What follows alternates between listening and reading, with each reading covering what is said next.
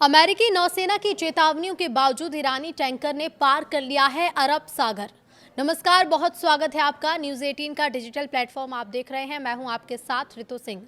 अमेरिकी नौसेना की चेतावनी के बावजूद मंगलवार को एक ईरानी टैंकर अरब सागर को पार कर गया और ईरान जल क्षेत्र में प्रवेश किया है।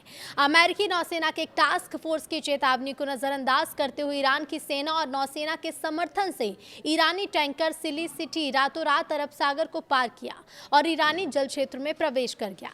ये ईरानी टैंकर अब एक दक्षिणी बंदरगाह पर खड़ा है। अमेरिका और ईरान के बीच सीजफायर खत्म होने में सिर्फ एक दिन का समय यानी कि सिर्फ आज का समय है और ईरान की तरफ से शांति वार्ता के लिए कोई जवाब भी नहीं आने से ट्रंप की बेचैनी भी बढ़ी है। सूत्रों के अनुसार कहा यह जा रहा है कि ईरान अब वो सीधे ईरान के टॉप लीडर्स से बात कर सकते हैं। ट्रंप किसी भी हालात में इस युद्ध को अब खत्म करने के मूड में है। ईरान की सरकारी मीडिया का दावा है कि तेहरान का कोई भी प्रतिनिधि अमेरिका के साथ बातचीत के लिए इस्लामाबाद नहीं गया, जबकि अमेरिकी मीडिया में शांति वार्ता में ईरान के शामिल होने की रिपोर्टिंग की जा रही है।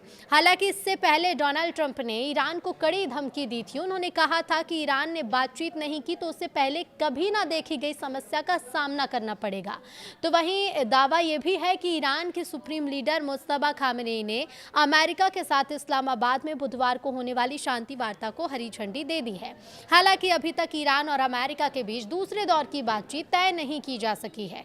इस बीच अमेरिका के राष्ट्रपति डोनाल्ड ट्रंप ने दावा किया कि ईरान समझौता संयुक्त व्यापक कार्य योजना से कहीं बेहतर होगा, जबकि ईरान की ओर से संसद के अध्यक्ष एमबी गालिबाफ ने कहा कि धमकी और वार्ता एक साथ नहीं चल सकते। इस बीच ट्रंप की ओर से यह दावा किया गया कि उपराष्ट्रपति जेडी वेंस, जरेड कुशनर और विशेष दूत स्टीव विटकॉफ समेत उच्च स्तरीय अमेरिकी वार्ता टीम पाकिस्तान पहुंच रही है ताकि ईरानी नेतृत्व के साथ महत्वपूर्ण बातचीत शुरू हो सके। ट्रुथ सोशल पर एक पोस्ट में ट्रंप लिखते हैं कि ईरान के साथ हम जो डील कर रहे हैं वो JCPOA से फार बेटर होगा, जिसे आमतौर पर द ईरान न्यूक्लियर डील कहा जाता है। इधर इजरायली सेना का ये कहना है कि हिजबुल्लाह ने सीज फायर के बावजूद सैनिकों पर रॉकेट दागे हैं। सेना ने बताया कि रॉकेट दक्षिणी लेबनान में तैनात इजरायली सैनिकों पर दागे गए थे। सेना ने जवाबी कार्रवाई करते हुए रॉकेट लॉन्चर पर हमला किया। सेना ने कहा कि उसने लेबनान से भेजे गए एक ड्रोन को भी इजरायली सीमा में प्रवेश करने से पहले ही रोका है।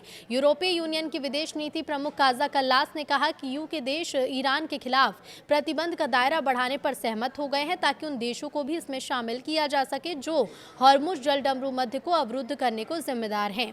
बताया गया कि उन्होंने बैठक के दौरान विदेश मंत्रियों से मध्य पूर्व में EU के नौसैनिक मिशन को और मजबूत करने का आग्रह किया। ये मिशन वर्तमान में लाल सागर में यमन के हूती समूह के हमलों से जहाजों की सुरक्षा कर रहा है। ईरान के विदेश मंत्रालय प्रवक्ता इस्माइल बगाई ने ईरानी नागरिकों की गिरफ्तारी की निंदा की। ये निंदा UAE की स्टेट सिक्योरिटी सर्विस के उस बयान के एक दिन बाद आई जिसमें उसने कहा था कि उसने ईरान से जुड़े एक ऐसे समूह को खत्म कर दिया जिस पर सुनियोजित आतंकी और तोड़फोड़ की घटना की साजिश रचने का आरोप था। पाकिस्तान के विदेश मंत्रालय ने भी एक बयान में कहा कि पाकिस्तान ने अमेरिका और ईरान दोनों से अपने 2 सप्ताह के संघर्ष विराम को बढ़ाने का आग्रह किया है। बयान में कहा गया कि पाकिस्तान में अमेरिकी charge D affairs neatly baker के साथ एक बैठक में विदेश मंत्री ने अमेरिका और ईरान के बीच बातचीत की जरूरत पर जोर दिया। कहा कि पाकिस्तान ने दोनों पक्षों से संघर्ष विराम को बढ़ाने के विचार करने का आग्रह किया। जर्मनी के विदेश मंत्री जोहान वेडलुफ ने भी ये कहा कि अब हम ईरान से तुरंत अपील कर रहे हैं कि वो इस्लामाबाद आए और अमेरिका के साथ रचनात्मक बातचीत में शामिल हों।